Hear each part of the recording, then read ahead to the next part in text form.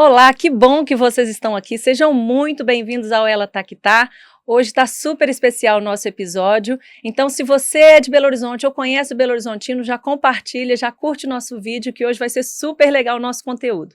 Eu gosto muito de contar uma história sobre a nossa cidade de Belo Horizonte, quando chega turista aqui, ou amigos, ou até as próprias pessoas da cidade às vezes não sabem, então eu gosto de contar essa historinha.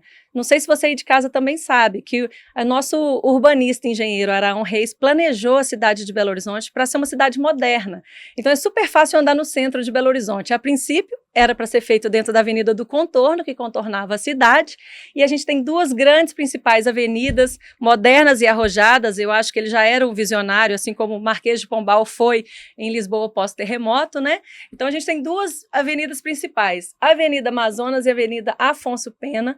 Paralela à Avenida Amazonas, as ruas têm nomes de estados, então Espírito Santo, Bahia, São Paulo, Rio de Janeiro, Goiás, e paralelo à Avenida Afonso Pena são as tribos, né? Então Tupinambás, Guajajaras, Tupis, muito fácil andar no centro de Belo Horizonte. Por que eu estou falando isso? Porque hoje a gente está aqui com um apaixonado, um Belo Horizontino apaixonado no nosso podcast, que é o Gabriel Azevedo. O Gabriel Azevedo, ele é presidente da Câmara Municipal de Belo Horizonte e pré-candidato à prefeitura. Bem-vindo, Gabriel. Ô Paulo, obrigado pelo convite, é muito bom estar aqui com você. Você já começou falando de um assunto que eu tenho muita paixão, que é Belo Horizonte. Verdade, Gabriel. E eu quero começar com toda a formalidade, né? Gabriel, você é filho de quem? Eu sou filho da dona Carminha e do seu Gilson. Dona Carminha e seu Gilson, que tá aqui, a gente até tem uma foto deles aqui. Seu pai já é falecido, né? Sim, o papai é de 25 de maio de 1940, nasceu em Pirapora, faleceu em 16 de junho de 2020. Sinto muita saudade dele. Ele teve um câncer de pulmão e nos deixou. E minha mãe é de 22 de janeiro de 51, nasceu em Araguari e pode ser vista por qualquer pessoa ali no Instituto de Educação, onde está tendo a mostra Modernos e Eternos, né? E ela tem um espaço de antiguidades e é uma mulher incrível. São duas pessoas a quem eu devo tudo. E, sobretudo, estamos aí na minha formatura. Da PUC. Eu sei que foi na PUC, mas é pelo Canudo, o de jornalismo, porque eu formei lá em publicidade também. Então, acho que esse foi a segunda graduação, mas não tem agora eu estou com dúvida. Mas é lá na PUC Minas, onde eu me formei também. Maravilha. Gabriel, aí a gente tem uma segunda foto muito fofa, né? Olha que a gente só. quer saber como esse menino resolveu, né, entrar na carreira pública. Eu sei que seus pais também são funcionários públicos, né? Se conheceram nesse processo. Como é que esse menino chegou à carreira pública? Esse menino está aí, deixa eu ver, em 1995, então eu entrei lá, não, fazer conta aqui, 98 estava no Colégio Militar, 97, quinta, 96, estava no terceiro ano do ensino fundamental aí. A idade da minha filha. Isso, aí segundo 94, primeiro 93, isso, os 3 períodos do Jardim de Infância de 90 a 92, exatamente. Então eu estudei no Instituto de Educação de Minas Gerais, é uma escola linda, né? É um lugar maravilhoso. Nessa época aí, eu acho que eu ainda queria ser cientista ou algo assim, paleontólogo. Eu gostava de dinossauros e era bem curioso em relação a descobertas jurássicas, paleolíticas e qualquer outra coisa assim. Mas eu acho que nessa época, além de já gostar de algumas coisas específicas, tinha uma característica minha que estava ali, que era, de certa maneira, juntar a turma. Era alguém que meio que juntava a turma para fazer as coisas e tal. E essa característica de criar os grupos e fazer as coisas acontecerem foi me acompanhando até o Colégio Militar, que veio depois do Instituto de Educação. E lá eu acho que a minha vocação de liderar, né? E de tirar as coisas do papel, juntar as pessoas para fazer o que fosse interessante, acabou me levando para a vida pública, que só aconteceu mesmo na hora que eu já estava formado ali e na PUC. Inclusive, é a primeira vez que no nosso programa eu não leio a biografia de um entrevistado, porque eu quero deixar que você conte essa sua formação, né? Porque para mim sempre foi uma questão, principalmente depois de você falar da sua formação, os cargos públicos não exigirem uma formação afim ao cargo, né? eu acho estranho, porque o médico tem que ser, para operar tem que ser médico, mas para gerir uma cidade, um país, um estado, nem sempre a pessoa tem esse preparo. Sim. Fala um pouquinho da sua formação para a gente. Bom, então eu estudei no Instituto de Educação, depois no Colégio Militar. Na sequência, eu ingressei na Publicidade e Propaganda na PUC Minas, Direito, na Milton Campos, depois Jornalismo, na PUC Minas. Aí tive a pós-graduação em Competitividade Global por Georgetown. Também fiz um mestrado em Direito na Milton Campos e daqui a alguns dias eu vou pegar mais um canudo de mestre em cidades pela London School of Economics. Ai, que legal. Espero ter uma foto parecida com essa, com a minha mãe e com a minha tia, são duas mulheres que deram tudo por mim e eu sou muito grato a elas. Então essa é uma formação acadêmica. Agora, foram muitos cursos assim extra-acadêmicos de várias instituições, de várias viagens que eu fiz, e eu acho que tem outras 3 formações que me agregam muito. Primeiro, a convivência com pessoas que sabem mais. Eu acho muito importante valorizar o conhecimento que você agrega da convivência de outras pessoas. Eu tive a sorte de conhecer muita gente inteligente e que colaborou muito comigo. Segundo, livros. Né? Eu gosto muito de ler, gosto muito de me nutrir de conhecimento. E o terceiro, viagens. Eu acho que viajando pelo planeta, já são aí 93 lugares, né? 93 nações diferentes, com muitas cidades, isso te ensina bastante. Então, eu gosto de aprender, quero aprender até o dia em que eu morrer. Gabriel, então, você é um apaixonado por Belo Horizonte, né? Morador do centro de Belo Horizonte. Você aplica aquilo que você fala, eu acho isso muito interessante, você está inserido no coração da cidade, né? Gente, quem não segue o Gabriel nas redes sociais, por favor, siga, porque ele é mineiro, mas é arretado, ele é corajoso, tem um posicionamento muito interessante para quem está à frente de gestão, né, pública, então eu acho que vale a pena seguir e conhecer um pouquinho mais. E você tem você é defensor de um tripé, né? Os 3 T's. Transporte, teto e trabalho. Vamos falar do primeiro, que é transporte. Eu, quando morei em Lisboa, eu mudei para lá em 2006 para fazer o mestrado, foi uma das primeiras coisas que eu observei, foi a questão do transporte público. A gente lá tem um sistema que é uma mensalidade, como se fosse uma assinatura de internet. Então, a gente pagava por autocarro, que é o ônibus. Se você só andasse de ônibus, aí era livre, você podia andar o mês todo, não pagava por viagem, e você podia ter os combinados, então era o autocarro, que é o ônibus, com o metro, que é o metrô, né? Então só com comboio, que é o trem. E eu achava aquilo, gente, por que a conta da mobilidade em Portugal fecha e em Belo Horizonte não fecha, né? Por que em Belo Horizonte, eu andei muito de ônibus na época de escola, mas por que Belo Horizonte hoje, transporte, não é para todas as classes e quando a gente vai para fora do país, a gente tem essa facilidade na mobilidade? História longa. História longa. Você imagina que Belo Horizonte, que inaugurou o seu sistema de bondes em 7 de setembro de 1902, já foi uma enorme referência em mobilidade para o Brasil inteiro. Por quê?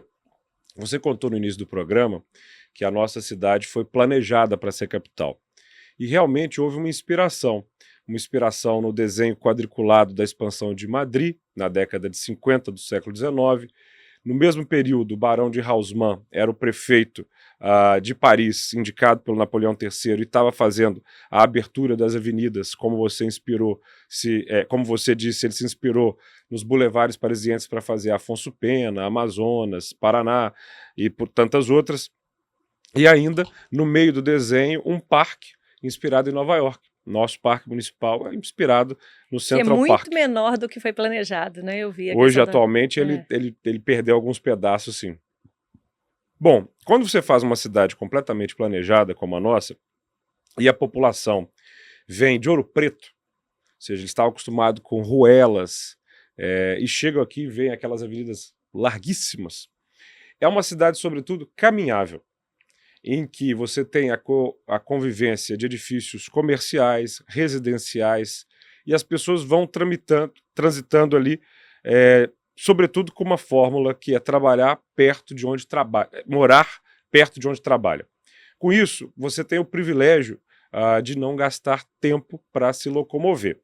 Bom, Belo Horizonte começa a ter seu adensamento, as pessoas começam a viver, e aí logo com 5 anos, né, de cidade, começa a primeira linha de bonde. Por que o bonde surge em Belo Horizonte? Vamos lembrar que o primeiro metrô do continente americano, Boston, foi inaugurado na data que Belo Horizonte nasceu. Então a gente surge com a ideia do metrô já existente. Mas você faz aqui o transporte de veículo sob trilhos, que são os bondes, e perceba que o adensamento da cidade, onde é que vão surgir os primeiros prédios, são justamente aqueles lugares em que tem a linha do bonde. Por quê? Porque a mobilidade induz o crescimento.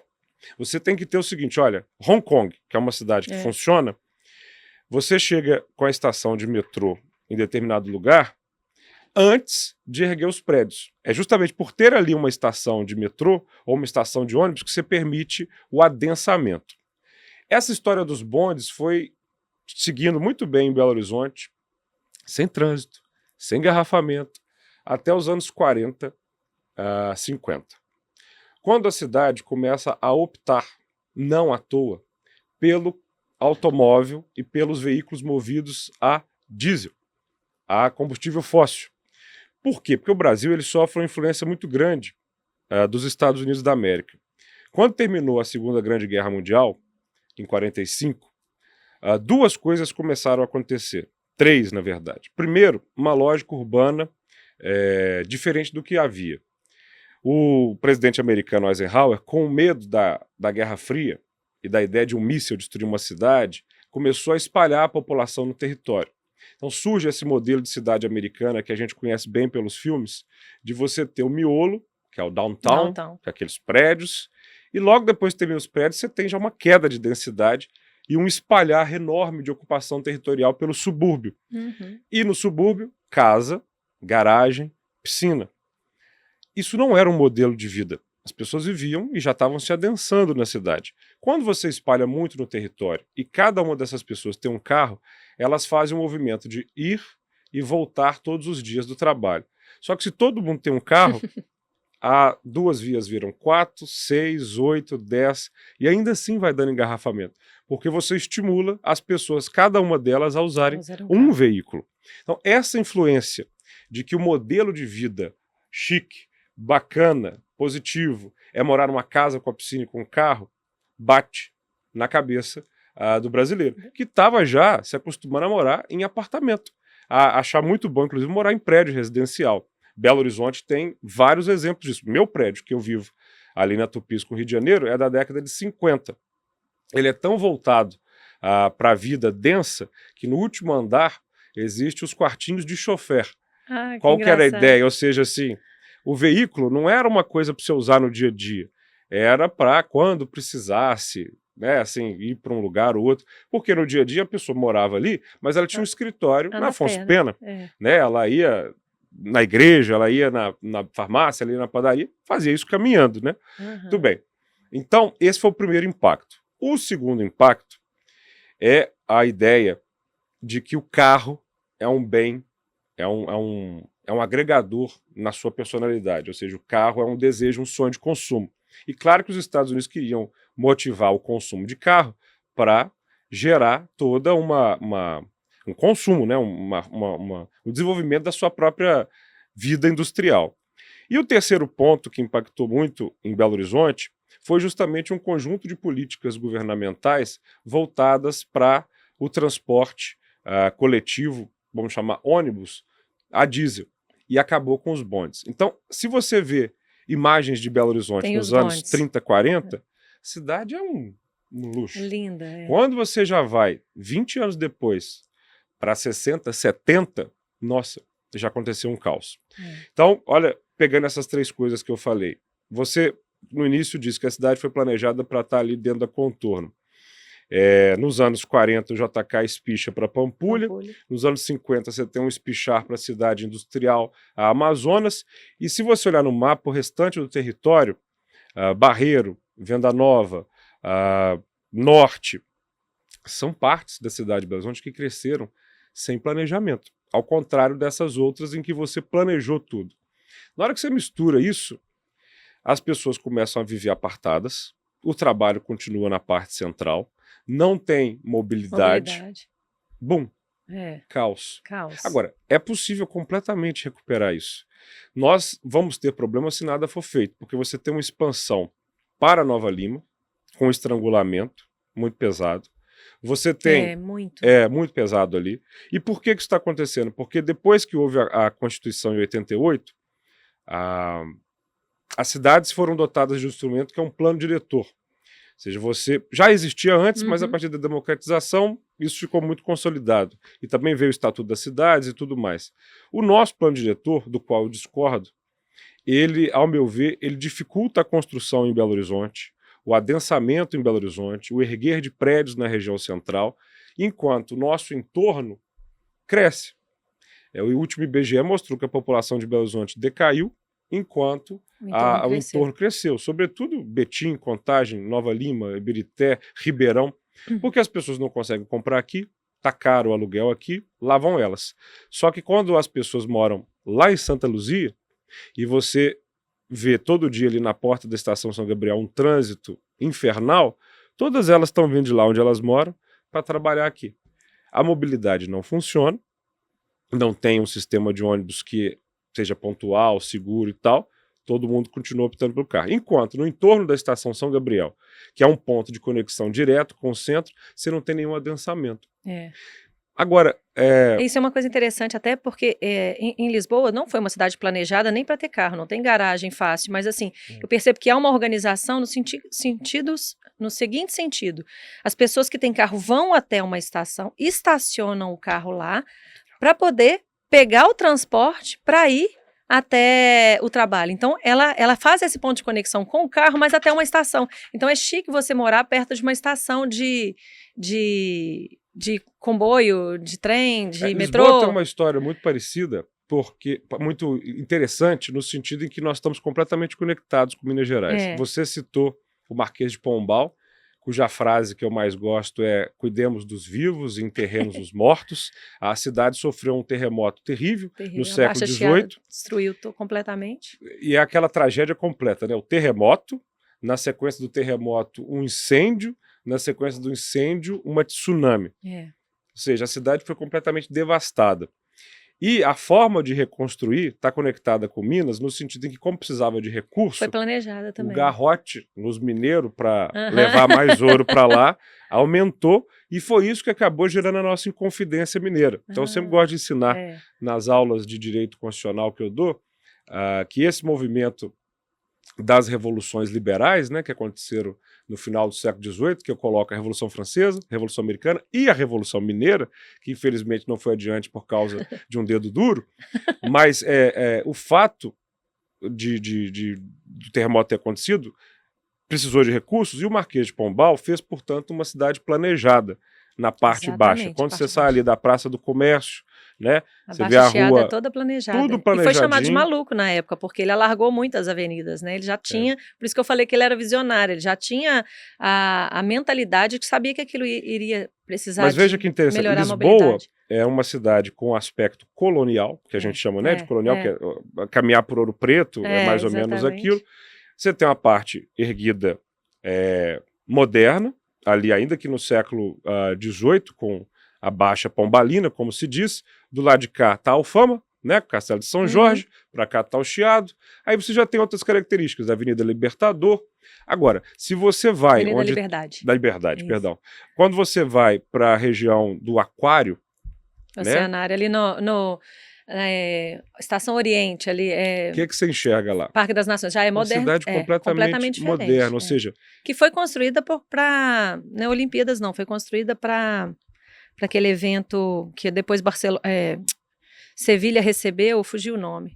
Mas foi feito para um evento, mas já pensando no reaproveitamento e não deixar aquele mausoléu que aconteceu na Copa. Como está fazendo aqui, né? agora nas Olimpíadas de Londres, parte do espaço ele já está sendo pensado para o depois. Mas meu ponto, sobretudo, mobilidade. Era para Lisboa ser intransitável. Porque as ruas são vielas, sobretudo na parte central. Isso. Você tem vários tipos de cidade. Por que não é? Primeiro, o terreno é completamente diferente e você tem metrô. Quando você entra ali, perto da Brasileira, na estação do Chiado, e vai e desce na linha vermelha, escadinha, escadinha, escadinha, até você chegar no metrô que conecta a cidade toda, né? Essa coisa do metrô de Belo Horizonte é tristíssimo, porque ficou tempo sem evoluir, agora veio para para o governo de Minas Gerais, é uma concessão, eu faço muito votos que ele se expanda, mas, sobretudo, você tem vários modais em Lisboa, não é só metrô, é ônibus, é O bonde, elétrico. é elétrico, então assim, o Belo Horizontino não é pior do que ninguém, a gente consegue revolucionar isso, mas parte desse tripé que eu estou te dizendo, que é o teto, trabalho e transporte, é quase um triângulo, quase um vai e vem. A ideia de fazer as pessoas morarem próximas aonde elas trabalham é muito importante para você atingir mobilidade. Não é só com obra de viaduto que você vai resolver o problema. Isso daí é sempre uma maneira muito pouca de resolver. Então, quando eu defendo teto, trabalho e transporte, eu falo de uma cidade que precisa justamente de mais moradia, mais empregabilidade e menos raiva no trânsito. O que eu ia falar em relação até à moradia foi através de um vídeo seu que eu vi você convidando as pessoas, né, para morar no centro, os espaços que poderiam ser verticalizados ali. Mas eu fiquei com uma curiosidade, porque também comparando com as experiências quando a gente viaja, o centro é o lugar que todo mundo gosta de ir, Claro. quer visitar, é onde está a gastronomia, é onde está o turismo, né? E Belo Horizonte está, assim, com uma questão de segurança ali ao redor do centro, que, assim, não é um lugar que hoje é atrativo para se visitar, para se transitar. Eu lembro na época de escola que eu tinha que ir na Galeria do Ouvidor trocar livro, saía de ônibus carregando livro para trocar na Galeria do Ouvidor. E hoje não é um lugar que eu falo assim, vou me sentir segura ali, né? Você acha que essa questão da moradia, atrair as pessoas para o centro, está ligada também com a questão da segurança? Totalmente.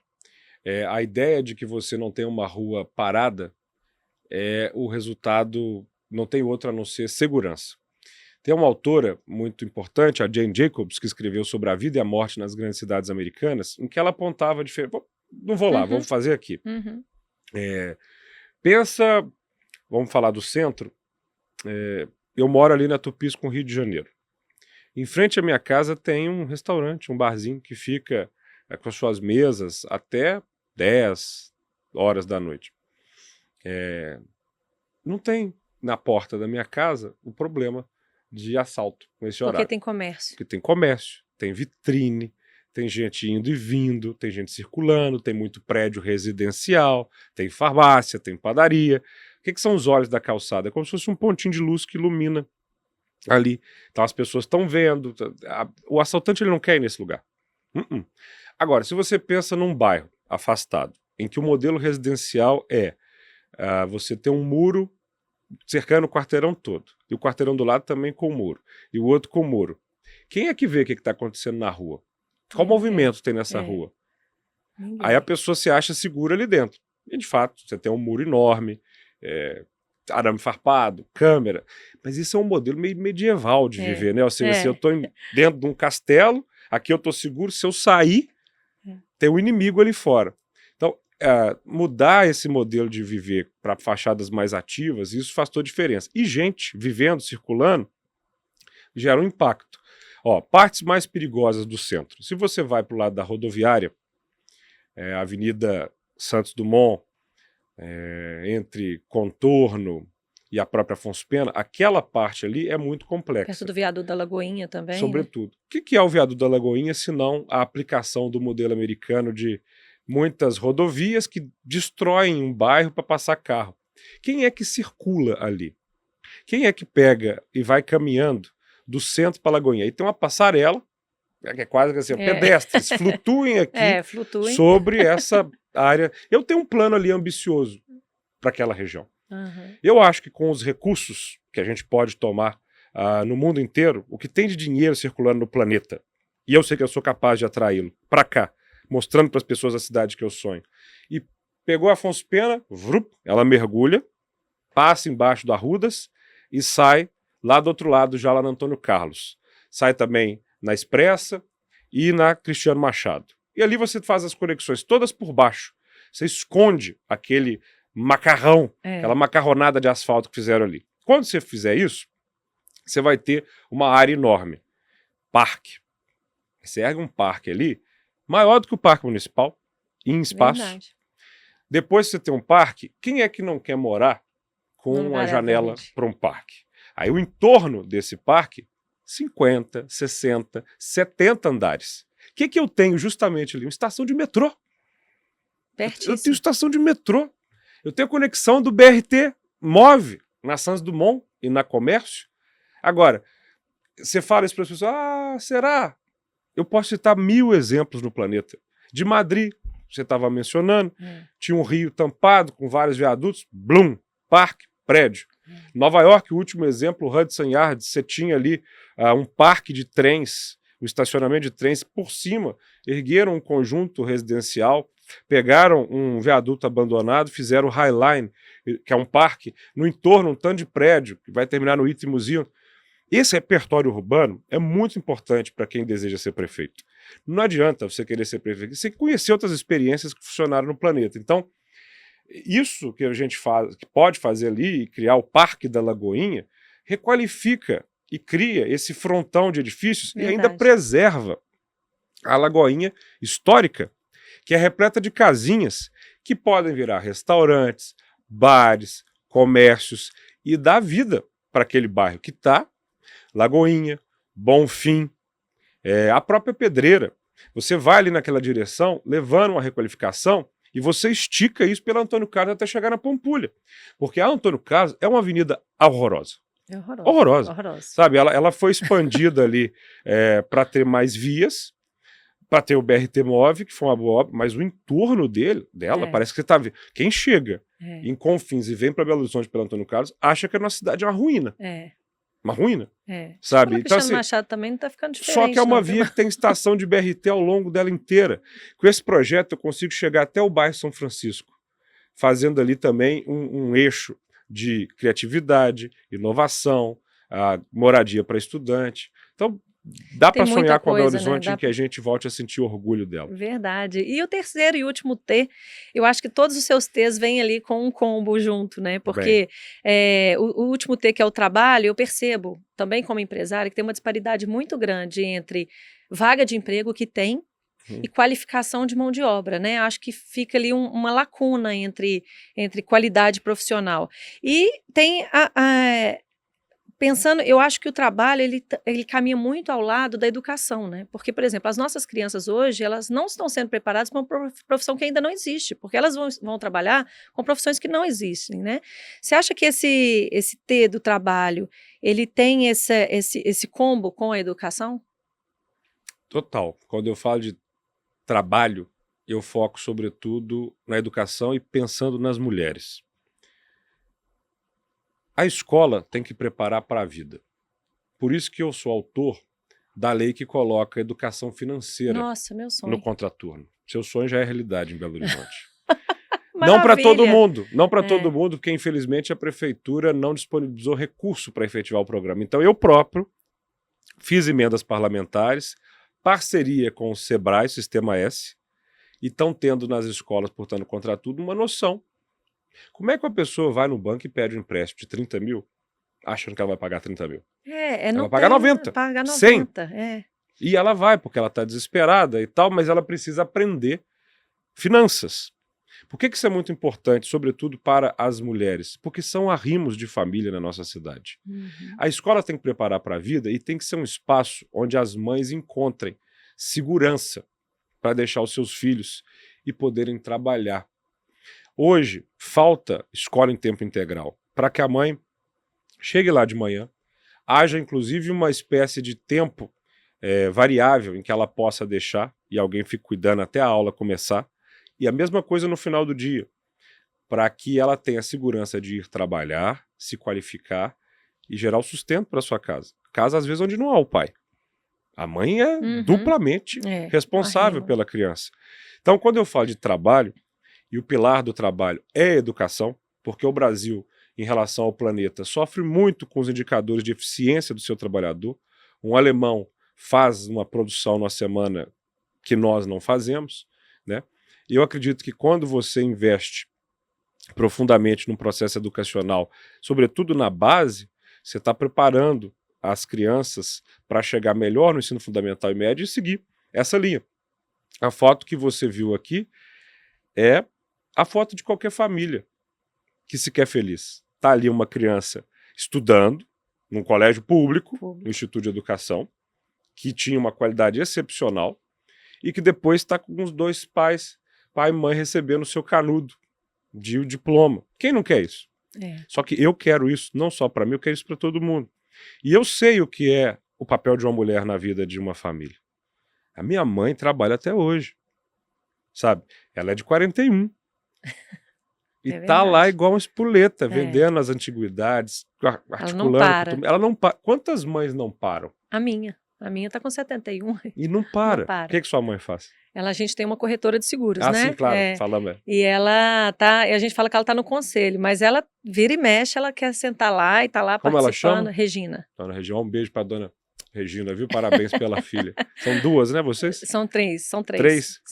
Samanta, Ludmila e eu. A Lud está comigo também na sucessão da corretora e a Samanta está em São Paulo. Ô Paulo, ontem eu estava no Barreiro, na região ali Independência, tal, e caminhando uma mulher vídeo. me abordou. Sensacional essa senhora, né? Essa foi a que o pessoal colocou no vídeo, mas tinha uma outra que nós não colocamos. Isso é o meu dia inteiro. A gente seleciona uma outra coisa para colocar, mas assim, as pessoas me abordam muito. Então, uma mulher me contando que ela saiu de Birité, onde ela pagava um aluguel, achou um lote ali e ergueu a casa do nada, tijolo por tijolo. E foi abrigando outras pessoas com ela. 12 pessoas na mesma casa. Nossa. 4 mães que estão lá com seus filhos e que o pai, né, não se sabe o paradeiro. Mas veja o papel desta mulher. Ela ergueu uma casa do nada, colocou mais 12 pessoas morando ali, cuida da rua, com as próprias mãos, ela cobriu um córrego, canalizou um córrego. Gente. Olha isso. Essas realidades de Belo Horizonte assim, merecem muita atenção do poder público. Para ela ter uma mobilidade social, sabe? Eu fico, obviamente, tocado dela viver ali numa casa com 12 pessoas. Mas ela está tão apenas sobrevivendo. Ela tem o teto dela. Mas esse teto pode ser melhor. Ou seja, você pode ter essa política habitacional de pegar espaços que estão vazios no centro, prédios abandonados, colocar ela lá. Porque ela vai descer, ela vai ter toda a estrutura. Vai movimentar, né? E sabe o que é importante? Existe um preconceito. Eu moro no centro. Quando eu falo isso, e tem muita gente que fala assim, mas será? Vai favelizar o centro? Olha, vira para a pessoa que fala isso e fala assim, fica um dia na rua. Fica 48 horas sem tomar banho e sem escovar os dentes. Fica sem se alimentar. E de repente você vai parecer muito com uma pessoa que talvez você tenha preconceito. Agora, pega essa pessoa. Dá banho nela. Dá um banho. Escova os dentes. Alimenta. Você vai ver que ela vai parecer muito com você. Esse tipo de humanidade não pode se perder numa cidade. Porque é muito cômodo para algumas pessoas. Não, eu tô aqui, tô bem, deixa lá.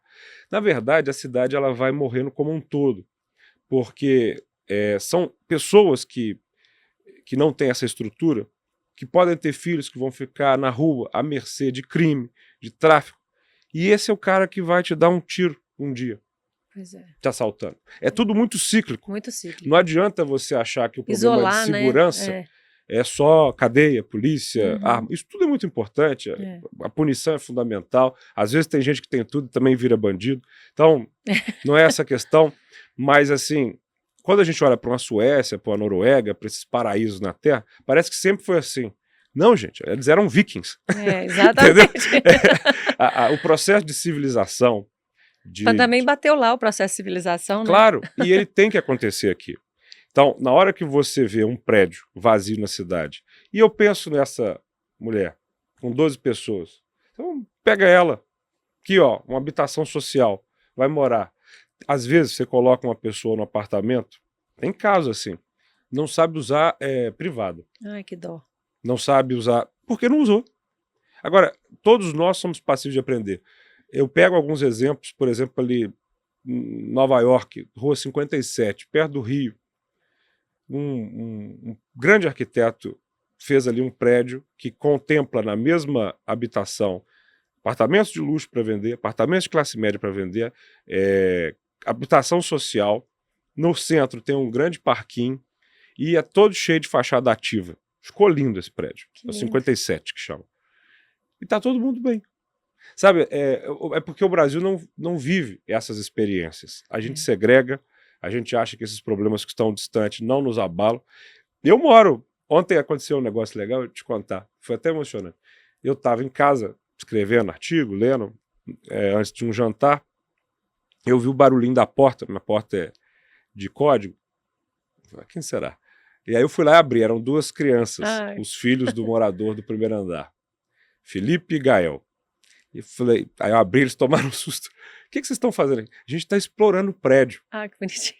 E eu me vi muito nos dois, porque eu moro nesse prédio desde 3 anos de idade, e os vizinhos me acolhiam muito. Já tocou muita campainha ali. Muito. Até porque ontem também eu estava lá no Barreiro, e aí tinha uma hora que as crianças estavam empinando pipa, e me chamaram para empinar com eles. Eu falei, olha, não é exatamente a minha habilidade, porque na Rua dos Tupis ali não tinha como. Muito. Mas eu me vi neles, porque eles, criança de apartamento, né, de prédio, tem essa convivência. Eu abri a porta e falei, vem cá, pra vocês conhecerem, vocês estão explorando. E lá no meu prédio tem a planta, no meu apartamento tem a planta do prédio. Eu falei, deixa eu mostrar para vocês o que é o nosso prédio. É isso, foi construído assim, eles todos maravilhados. E entraram na minha biblioteca e tal, mostrei as estantes e tal. Eu, quando criança, ia na casa da dona Antonieta, que me ensinou a gostar de ópera, de gostar de ler, do seu Nassif, que me ensinou xadrez, da dona Geraldina, que lia para mim os clássicos. Olha que coisa interessante você tem num edifício residencial, num prédio, que você não tem morando espaçamente. Essa convivência, ela é muito importante para a humanização das pessoas. Hoje, a dona Antonieta, ela sofre de Alzheimer. E todas as vezes que ela me vê no elevador, ela acha que eu tô com 20 e poucos anos. Então, ela, mas de barba? O que aconteceu e tal? E todo mundo cuida dela com carinho. Ela não está sozinha numa casa. Sozinha. Sabe, assim, essa ideia de comunidade que existe nos prédios, que existe nos lugares que tem adensamento, é a seiva de uma cidade que eu também moro em prédio, e a rede de apoio é claro, impagável. Claro, sabe? Impagável. E você vai criar... Tem confusão em prédio? Tem. A gente sabe, reunião de condomínio e tal. Mas isso de morar junto mostra que você convive com pessoas diferentes, que você aprende a dialogar. Ensina muito a viver em sociedade, né? Porque, principalmente agora, as pessoas estão muito egoístas e egocêntricas, né? Então, eu acho que o fato de você ter que lidar ali com as diferenças e com os vizinhos e com as opiniões, eu acho que vai fortalecendo. Eu não conseguiria morar num condomínio, sabe assim, numa casa isolada. E eu gosto disso, de estar perto. Você falou algo que é muito interessante, que é quando as pessoas viajam, elas vão no centro, né? Assim, Nova York, as pessoas querem ficar em Manhattan, em Paris, querem ficar ali na região do Maré, região central, Madrid, na Gran Via. Porque o que as cidades têm de mais visitável, mais apaixonante, são aquelas partes mais históricas, né? E a gente tem que cuidar da nossa. Coisas concretas que eu faço aqui.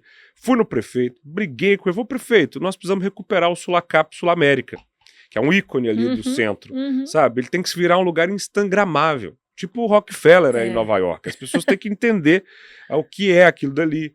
O Sula já está lá, as fachadas ativas têm que voltar a serem recuperadas. Ah, não vou fazer. Aí briguei, fez o decreto da desapropriação, depois fez o decreto da demolição, entrou licitação. Aí na hora que todo mundo se convenceu que a ideia é boa, foi ele lá com a marreta até a foto. Porque eu falava que eu ia com a marreta, então como ele é muito ciumento, ele resolveu fazer isso. Não tem problema. Desde que faça. Desde que faça, né? Agora, eu posso te mostrar que por uma espécie de acupuntura urbana, quarteirão por quarteirão, você deixa o centro de Belo Horizonte um brinco. Brinco. Sabe, eu consigo... e eu não sou um vereador só do centro. Sabe, dos 487 bairros, já rodei mais da metade. Tenho eleitor na cidade inteira. Resolvo o problema na cidade inteira. O carinho por centro, claro, além de eu morar lá e ser criado ali, é porque o centro não é meu, é de todo mundo. Como a Pampulha é de todo mundo, e eu também tenho carinho. Como Mangabeiras é de todo mundo. Porque não são bairros residenciais. Um bairro residencial eles fazem parte da história, eles são turísticos, eles vão atrair todo... Exato, do mundo, né? E se você traz turismo gastronômico, por exemplo, a gente tem uma briga aqui em Belo Horizonte que é a questão do selo, né, Michelin? Acho que a gente uma capital que é considerada gastronômica... Mas sabe que para ter um selo tem que ter uma ação governamental enorme, né? Pois é. Você vê, ó, eu sou amigo, sócio, né, do Léo Paixão. Nós temos um bar juntos ali no centro. Eu não só moro no centro, como eu invisto no centro, né, empreendo no centro. Meu bar sempre lotado, gosto muito disso.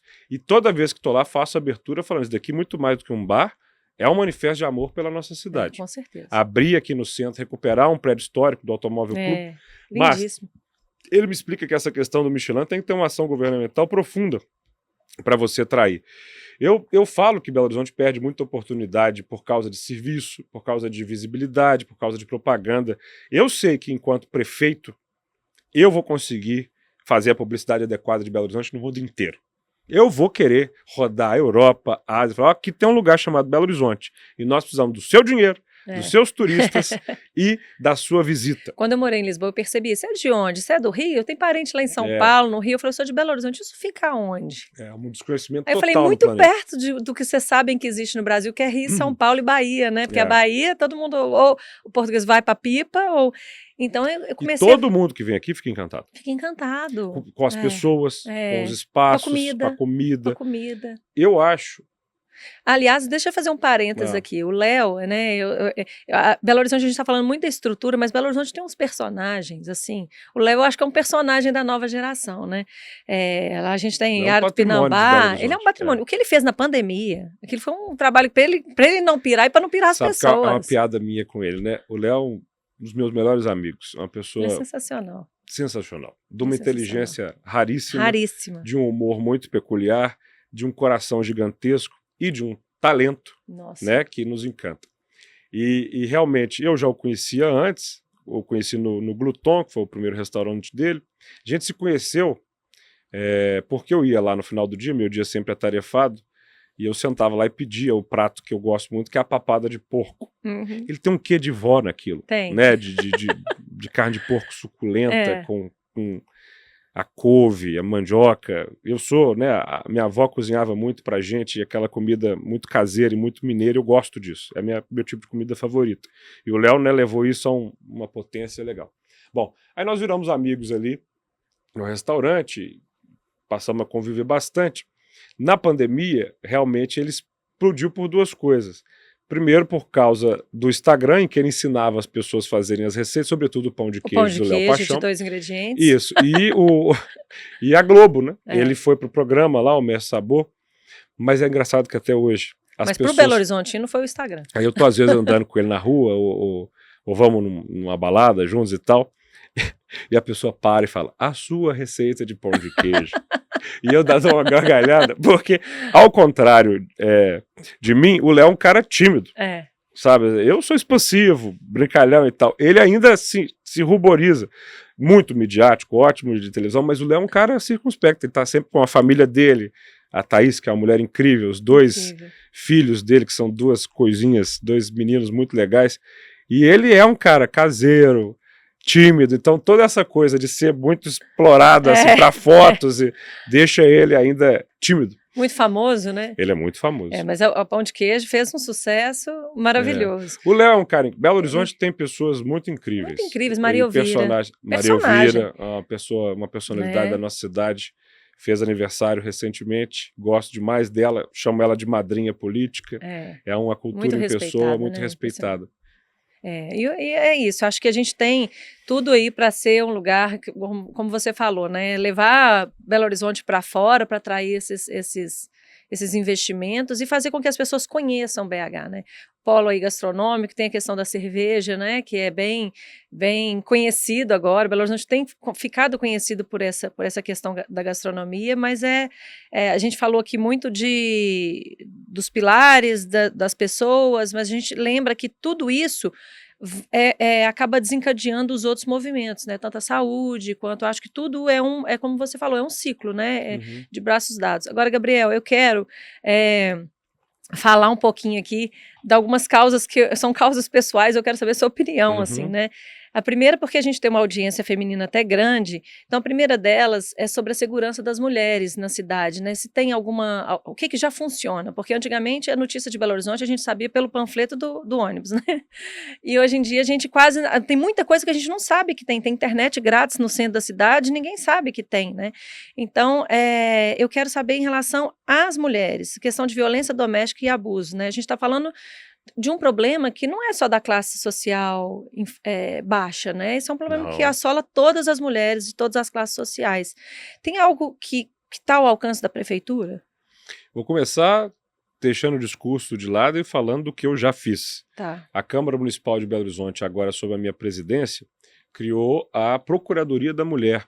A procuradora é a vereadora Loide Gonçalves, para que se faça uma busca ativa de mulheres que estão em situação de risco, de violência, e na própria Câmara Municipal nós temos um espaço dedicado a acolher essas mulheres. Que legal. Porque, às vezes, você imagina que a mulher, além de sofrer a violência, vai sofrer um tratamento inadequado do espaço de polícia civil que ela procurar, ou de outro, que não tem exatamente o preparo para acolhê-la. Na Câmara Municipal, Poder Legislativo, nós temos esse espaço com uma Procuradoria da Mulher, parceria com Polícia Civil, com Polícia Militar, e nós temos na Câmara uma comissão específica de mulheres, que eu votei a favor dessa criação, em que todo projeto ou política pública que trata de mulher na cidade passa por lá. Isso é sensacional. Mulheres Isso é cuidando muito de mulheres, importante, né? claro, porque nós não temos, homens, esse lugar de fala ou essa perspectiva. E eu não tenho que dobrar a minha jornada do jeito que vocês dobram. Eu fico impressionado.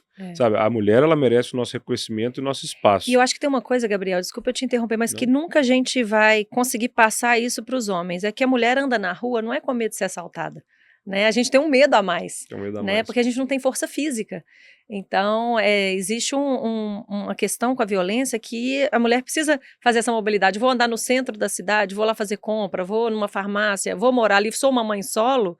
A questão da segurança anda muito lado a lado com a mulher. A gente precisa de ser protegido. E você falou uma coisa que a Ivone Nicolau teve aqui no nosso podcast. Um beijo, Ivone, né? Que ela é responsável por uma causa que acolhe mulheres de violência doméstica.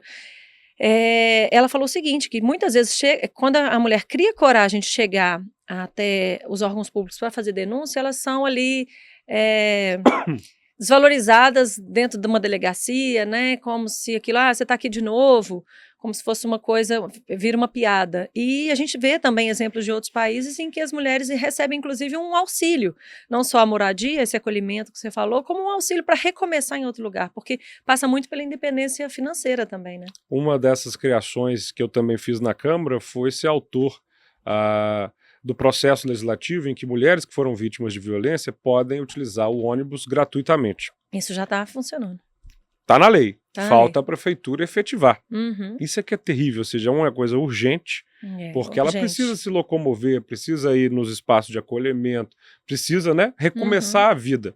Está criado na lei e a prefeitura não faz. Também por isso que eu quero ser prefeito, sabe? Essas coisas de estar na lei e não fazer... Porque você desenvolve e chega ali e para, né, Gabriel? Deve ser muito frustrante todo esse trabalho. É muito frustrante. Imagina. É muito frustrante, porque você sente uma prefeitura lenta. E a mulher que sofreu violência precisa das coisas para ontem, né? Ela volta para casa porque ela não tem para onde ir, nem como recomeçar. Essa que é a verdade, não é, gosta de apanhar, não é isso. Não. É complexo sair de casa, né? A Ivone estava explicando isso aqui, não é? Se todo mundo tivesse a oportunidade de mudar de país, mudar de cidade, começar a catar os meninos e recomeçar em outro lugar, seria muito mais fácil, mas passa por uma falta de estrutura mesmo. E eu insisto na questão do tempo integral. E que isso mulher... para todas as classes também, porque meu sonho é ter possibilidade de os meninos estarem na escola. Como é a sua família? São quantos? São 2 filhos. 2 meninos? 2 filhos, meninos. Mas o que acontece pra gente? Dobra, a escola é particular, dobra o valor da mensalidade. Sim. Então, a conta não fecha. A gente teve um evento aqui, inclusive no estúdio, que um rapaz de marketing foi bem radical, ele disse, não existe classe média, existe o miserável, o pobre e o rico. Então, o pessoal aqui da classe média, ele brinca, a classe média é a ilusão de teto, né, de que você não pode romper ele, pra você ficar confortável. Mas a classe média tem uma opção. Diga. Eu volto na minha foto lá no Instituto de Educação. Maravilhoso. A classe média hoje, integral seria ela paga essencial. os serviços 2 vezes. Porque ela paga os impostos. Aliás, a crise de 2013, que a gente ainda vive, na minha opinião, né, quando as pessoas foram para a rua, todo mundo tem suas opiniões do que aconteceu. Para mim, a crise de 2013 é a crise da classe média. Em que sentido? Nós estamos fazendo aí 30 anos do Plano Real. Eu cheguei ontem numa casa ali, e os 2 moradores me mostraram uma cédula de R$1 de R$1 emoldurada. E eu pergunto, por que vocês emolduraram? E aí o rapaz me disse, não, meu pai me dava R$1, esse foi o primeiro R$1 que ele me deu e eu guardei. Só que um tinha 28 anos, ele, e ela 26. Eles não viveram o período hiperinflacionário, não. né? Eu vivi, eu tô com 38, então eu lembro dos asas, aquela coisa dia, assim. exato, eu lembro, era criança, mas lembro. Bom, essa questão da estabilidade financeira dos anos 90 conseguiu ser responsável por um aumento considerável da classe média. A minha família não tinha um telefone. As conquistas dos anos 90 transformou uma série de pessoas que sobreviviam em classe média. Ou seja, gente que pode se dar o luxo de viajar, gente que pode dar o luxo de morar melhor, conquistas que foram acontecendo nos anos 90 e, sobretudo, com um boom econômico que o Brasil viveu por causa das commodities até mais ou menos ali 2010. Com a retração econômica que surge com a crise de 2008, a inflação, perda do consumo e por aí vai, aquela classe média que falou assim, quer saber? Eu não vou ficar sujeito ao hospital público, eu vou ter o plano de saúde. Meu filho não vai estudar no colégio público, porque está piorando, eu vou colocar ele na escola particular. Eu não vou mais pegar ônibus, eu vou pegar um carro. Quando essa classe, que é politizada, educada, sabe cobrar seus direitos, abandona o espaço público, deixa de cobrar, né? A qualidade cai, porque a cobrança para de acontecer. Aí fica aquele convite. Esses dias um amigo meu, classe... Também tem essa coisa que, pô, sou classe alta. Né? Hoje no Brasil, depende. Quem é classe alta não aceita que é classe alta. Mas bom, falou, Gabriel, eu tô colocando minhas meninas na EMEI, na escola pública. Maravilhosa, minha irmã tá. Muito bom. Na Timbiras ali? A Timbiras, então, a 01 é maravilhosa. Maravilhosa. Ótimo. E se piorar, esse pai cobra. E ao cobrar, ele está ajudando todos os pais. Educação não é só escola, é reunião de pais e mestres, aquela coisa toda, né, e tal. Então, o convite para essa classe é, vamos voltar para a cidade. Esses dias, concluindo o meu mestrado da London Law School, parte era entrevistar as pessoas e por que elas não usavam ônibus. E eu peguei pessoas que usam carros todo dia para ir para voltar e falei, vem comigo, vamos lá, sai de casa aí. Como é que você faz para pegar o ônibus? Entra no Google, descobre qual que é a linha. Muito mais fácil hoje em dia. E assim, a pessoa viu que às vezes ela levava 10 minutos a mais no ônibus, mas tá economizando dinheiro, tempo, porque ela fica ali no celular e tal. A partir do momento que as pessoas reconquistam o espaço urbano e a cidade cidade evolui. Então, você falou dessa questão da classe média, a classe média precisa voltar a contar com serviços públicos positivos, precisa cobrar por esses serviços. Maravilha. Por fim, tem mais as duas, falei 3 causas, a segunda é a questão de abuso sexual infantil, né? Eu acho que com esse mercado obscuro e paralelo de crescimento de pornografia, e pais ausentes, mães ausentes para trabalhar, a internet, né? E falta de apoio psicológico para as crianças, muitas vezes elas nem sabem que sofreram abuso, porque não tem noção que aquilo é um abuso, né? Nem tem com quem contar. Que tal uma educação preventiva, né, nas escolas e profissionais dentro das escolas para ampará-las também? O que você pensa sobre isso? Dia desses houve um problemão na escola porque faltam profissionais nesse sentido. Muitas contam para os psicólogos, né? O que eu falei sobre a escola que tem que ter um papel de educar para a vida? Quando eu estava na escola, o papo era não converse com estranhos na rua, né? Nada de aceitar balinha. Não é isso? Nada disso ou daquilo.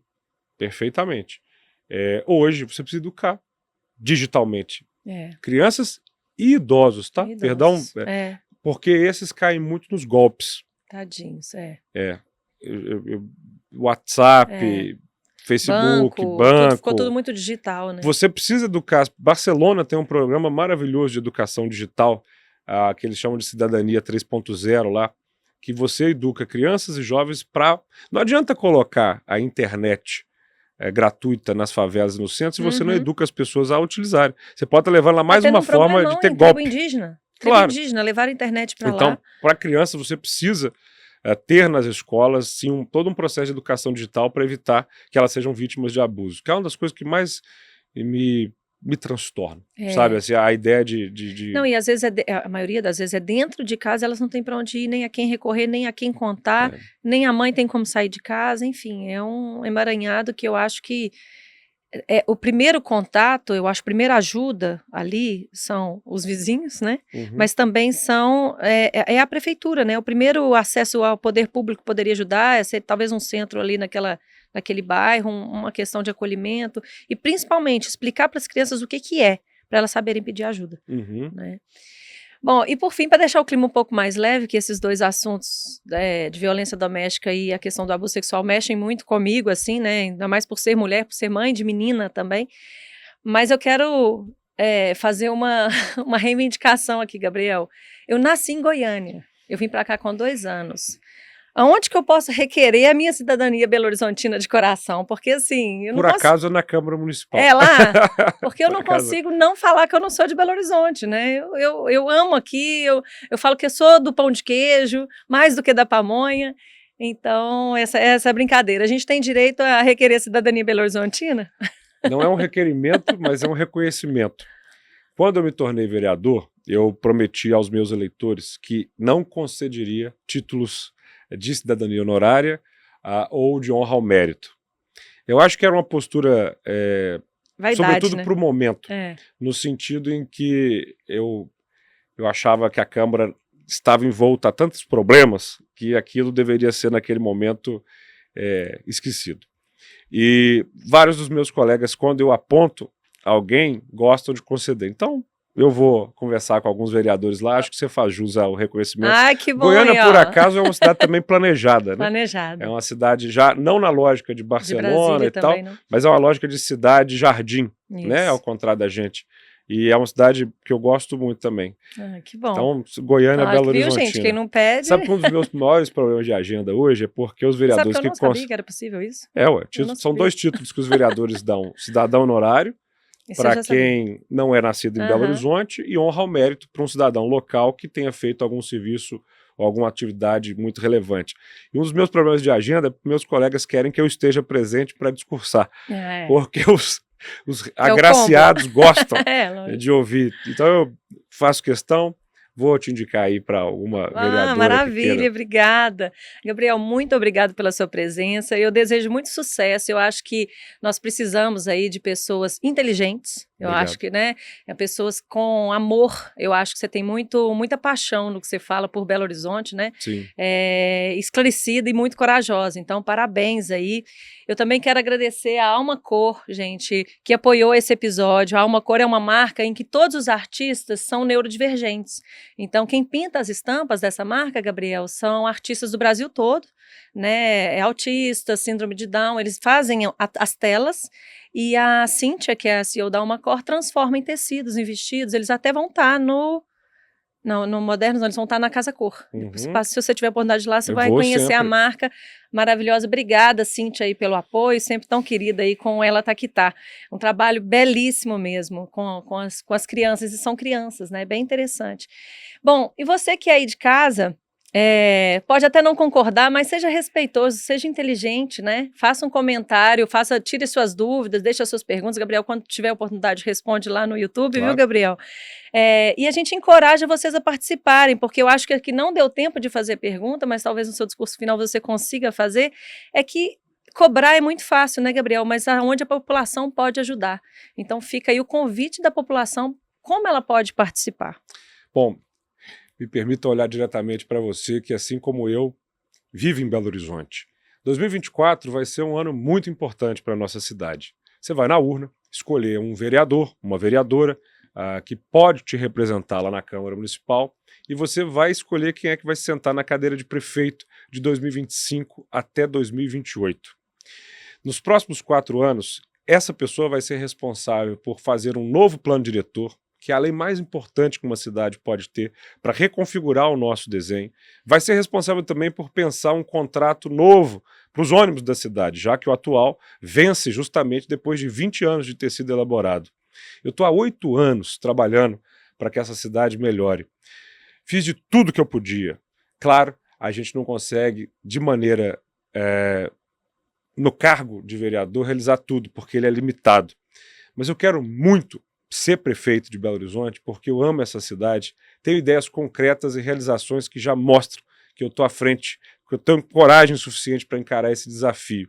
Estou a fim de defender as bandeiras do teto, do trabalho, do transporte, sem se esquecer, claro, de educação e saúde e segurança, que são óbvios, temas óbvios para toda a cidade.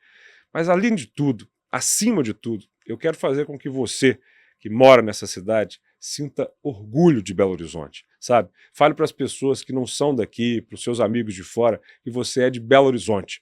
Uma cidade incrível, apaixonante e que merece voltar a ser o que ela já foi um dia e que, infelizmente, nos últimos anos, deixaram de lado. Nossa cidade é sensacional, nosso povo não tem igual e está na hora da gente conectar todas as nossas potencialidades para amar muito e cuidar dessa cidade.